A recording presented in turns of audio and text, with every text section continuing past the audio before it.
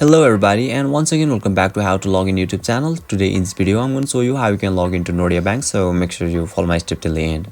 First of all, you need to search for Nordea Bank login in Google. Now right after that you'll be able to see a link at top on your screen where you need to click on it and you'll be redirected to the official page of Nordea Bank, where you can see lots of options, but you need to click on Nordea Corporate on your screen and you'll be redirected to sub login page of Nordea Bank, where you need to scroll a little bit down and you'll be able to see username email option.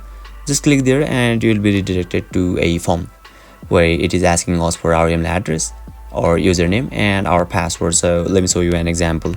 So yeah, once your credential is done, click to login and you'll be able to log in. And by chance if you have forgotten your password, you can simply click on forgot passwords on your screen and complete the formalities and you'll be able to log in. So basically this is how you can log into Nordea Bank. And if you still encounter any issue during the login process, feel free to leave a comment and I'll be happy to assist you. If you found this video helpful, please give it a thumbs up, and if you are new to this channel, make sure to hit the subscribe button and set the bell icon to on so that you can stay updated with our latest content. Thank you for watching and I'll see you next time.